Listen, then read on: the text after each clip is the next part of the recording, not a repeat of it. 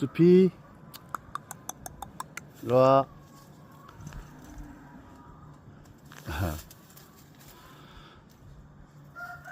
잘 지켜보고 있어? 최근에 미국 식이 가이드라인, 즉 식생활 지침 발표를 수정 발표를 했습니다. 리얼푸드를 지향하자는 내용입니다. 보통 그 내용은 일단은 초가공 식품, 정제식품, 그 다음에 식품 첨가물, 이런 식품들을 탈피해서 살아있는 리얼푸드, 원재료에 가까운 리얼푸드를 이제 먹어야 된다라고 하는 그런 권장사항입니다. 또 하나의 큰 변화는 불포화 지방, 식물성 기름, 이런 것들을 주로 권장했었는데 지금은 포화지방, 고기, 유제품, 버터, 김치가 이번에 들어갔습니다. 김치까지 권장을 하는 상황입니다. 그런데 보통 이제 우리 양적 팽창 시대에 인류가 먹고 살기 위해서 그동안 진화해 왔던 리얼푸드를 버리고 주로 가공된 혹은 정제된 첨가물이 들어가 있는 식품을 주로 먹어왔는데, 이 부분을 배제하고 그런 부분은 이해를 하지만 불포화 지방을 그렇게 권장을 하고 식물성 기름을 주로 권장을 했던 거를 이제 포화 지방으로 바꾸자라고 했던 이유는, 지금 우리가 먹는 포도씨유라든가 뭐 각종 콩기름, 해바라기유, 이런 모든 기름들, 즉 시드 오일들이 사실은 과거에 윤활유로, 기계에 윤활유로 썼던 그런 기름들이랍니다. 따라서 그걸 정지하는 과정이라든가 또 시드에 있는 독성 때문에 결국은 우리 상당한 인류에게 그동안은 많은 문제를 일으켰다는 겁니다. 이제는 양심선언적 관점에서 또 그들이 향유했던 식품 마피아들의 영역에서 이제는 벗어나서 지금은 오히려 포화지방을 권장하는 상황이 되었습니다. 그래서일까요? 우리나라도 그렇고 전 세계적으로 병이 약 4,200가지 정도 되는데, 병종이, 그 중에 4가지만 꼽아서 암만 해도 암 발생률이 보통 35%쯤 됩니다. 나라마다 좀 다르지만은 우리나라 같은 경우 생애 주기, 우리가 이 세상을 살면서 떠날 때까지 보통 35, 36% 정도를 차지하고 있고요. 또한 고혈압, 당뇨가 각각 35%쯤 됩니다. 정신병 유병률이 31%입니다. 그래서 4대 질병만 해도 우리나라 인구가 5,160만 명으로 봤을 때 반 이상이 지금 아픕니다. 중복적으로 병을 앓고 있다고 봐야 됩니다. 이게 다 미국적 기준이 넘어서서 우리나라도 고도성장의 흐름을 따라서 먹거리에 대한 폐해를 많이 입는 것 같습니다. 그런데 지금 불포화 지방에서, 또 식물성 기름에서 포화 지방, 고기, 유제품, 버터, 김치로 가자고 할 때 이 부분에 대한 많은 또 문제점이 있습니다. 첫째는 유제품, 버터, 이런 곳에는 성장 호르몬 IGF-1이 있습니다. IGF-1은 우리 노인에게도 약간은 필요하지만 이미 성장반이 닫혀서 성장이 멈춘 상태에서는 특히 암에 걸려 있거나 종양을 갖고 있는 경우에는 그 성장 호르몬 IGF-1이 우리 몸에 유입되어서 뭔가 키울 수 있는 것을 키우고 가는데, 그게 바로 종양과 암을 키울 가능성이 매우 높다는 많은 연구 논문들이 있습니다.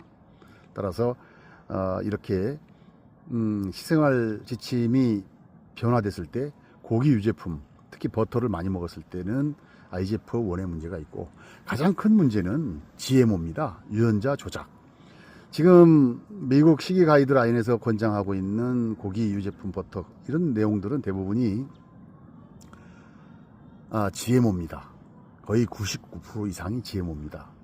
GMO라고 하는 것은 유전자 조작을 했죠. 유전자 조작을 하게 되다 보니, 예컨대 그 전에 포화지방 이전에 불포화지방을 권장했을 때에도 보통 불포화지방에 들어가는 시드 오일들의 모든 것들이 대부분이 GMO입니다. 따라서 오메가3와 오메가6의 비율이 맞질 않았죠. 오메가6가 많았고 또 제조 과정에서 오메가6가 많아졌죠. 그래서 불균형으로 인한 많은 폐해가 있었습니다.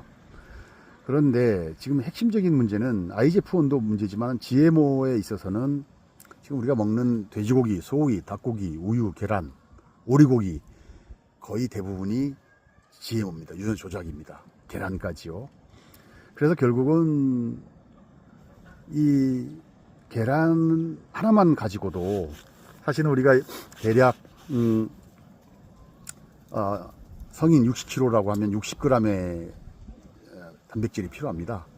그런데 이 단백질이 어찌됐건 GMO 사료를 먹여서 GMO 계란으로 만들어진다고 하면 그것은 대단한 이익보다는 손해가 많은 상황입니다. 따라서 지금 GMO가 이 계란을 예를 들어서 이제 이렇게 표를 하나 만들어 봤지만 이거는 돼지고기, 소고기, 닭고기, 우유, 계란, 오리고기 다 해당되는 내용입니다. 먼저 GMO가 얼마나 나쁜지 이 상황에서 한번 보겠습니다. 사료 원료 생산 과정에서 뭐가 들어가냐면 이 GMO로 농작물을 키우거나 할 때는 대체적으로 그 넓은 면적에 우크라이나, 미국, 호주 이런 곳에서는 워낙 한 사람이 경작하는 면적이 매우 높습니다. 10만 평, 20만 평, 30만 평쯤 되다 보니 대부분이 항공 방제를 하고 기계화 영농을 하고 있죠. 그런데 여기에서 나오는 풀들을 이겨낼 수가 없기 때문에 이 씨앗 자체에 그 제초제의 내성을 가진 또 살충제의 내성을 가진 살균제 내성을 가진 유전자 조작 종자를 뿌립니다. 따라서 유전자 변형 생물체 조작을 하고 그다음에 이건 제초제 저항성 살충제 저항성을 가진 이미 유전자 조작이 되어 있는 상태입니다.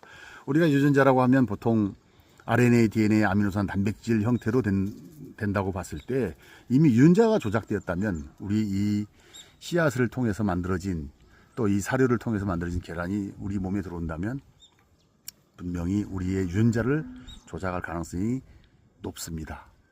그 다음에 이제 유전자 조작 종자를 뿌렸으니 그 다음에는 마음껏 무수하게 나는 풀들을 제거하기 위해서 제초제, 그 다음에 벌레를 잡기 위해서 살충제, 또 화학 비료, 그 다음에 성장 조절제를 뿌려야 되겠죠. 왜냐하면 성장 조절제는 크고 작은 것들이 균일하게 자라도록 그래서 생산량을 높이기 위해서 합니다. 그 다음에 계량제까지 뿌려줍니다. 따라서 여기에 이미 사료 원료를 생산하는 과정에서만 6가지의 유해 성분이 유입됩니다. 그럼 이렇게 생산된 거를 이제 추수해서 이거를 가지고 이제 각 나라에 배송을 하겠죠.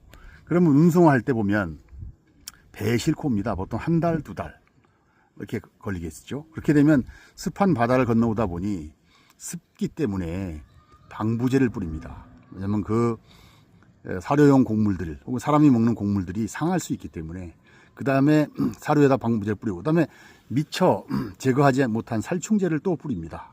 그리고 균도 있기 때문에 살균제를 뿌리며 산화방지제를 또 뿌립니다. 산패를 방지하기 위한 거죠. 그 다음에 습도가 많으니까 흡습제를 뿌립니다. 또 뭉치지 말라고 습기에 의해서 뭉치지 말라고 한결제라고 하는 분산시키는 그런 한결제를 또 뿌립니다. 이렇게 운송이 되어서 이제 예를 들어서 우리나라에 도착합니다. 그럼 도착을 해서 이제 우리 보통 부산항, 인천항 이런 곳에서 이제 검역을 한참 마치고 사료 공장으로 들어갑니다. 그럼 그 공장에서는 다시 이 사료에다가 이 사료를 먹은 닭들 혹은 그 각종 뭐 돼지, 소 성장을 촉진을 시키도록 성장 척추제를 넣고요. 예, 그 사료에 풍미를 더하기 위해서 향미제를 넣습니다. 그리고 식용 색소를 또 넣겠죠. 그 다음에 이 뭉친 것들을 풀어내는 결착제를 넣습니다. 이건 뭉침을 유도하죠, 오히려. 그 다음에 방부제를 또 넣습니다. 이렇게 해서 사료가 이제 포대나 혹은 톤백으로 이렇게 갔을 때 이게 이제 농장으로 들어갑니다. 농장으로 들어가게 되면 다시 농장에서는 또 우리가 키우는 닭, 소, 돼지가 잘 자라도록 성장 촉진 호르몬제를 또 조금 넣고요. 그 다음에 스트레스를 많이 받죠. 밀식 사육을 하다 보니 진정제를 넣습니다. 그 다음에 병이 걸리면 안 되죠. 한 마리만 걸리면 여러 마리가 같이 걸리니까 항생제를 좀 씁니다. 많이 쓰죠. 그 다음에 닭의 경우는 산란촉진 호르몬제를 또 씁니다. 이렇게 해서 이제 생산된 계란을 유통할 때는 다시 이제 염소독제, 코팅제를 씁니다. 결론은 이런 과정에 통해서 30여 가지의 유해 물질이 GMO 사료이기 때문에 유입되는 게 현실입니다.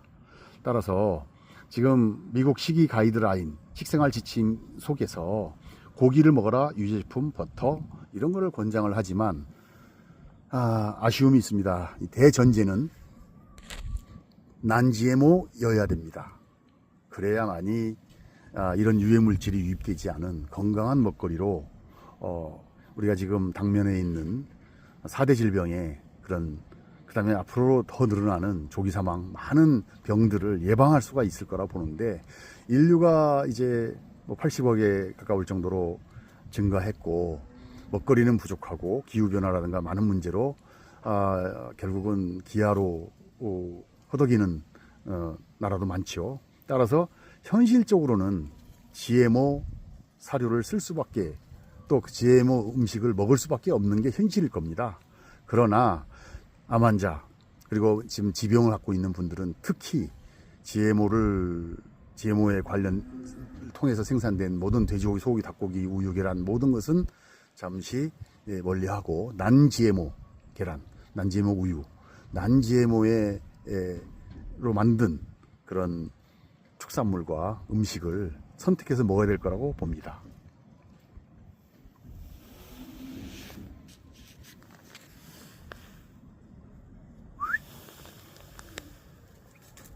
끝났어?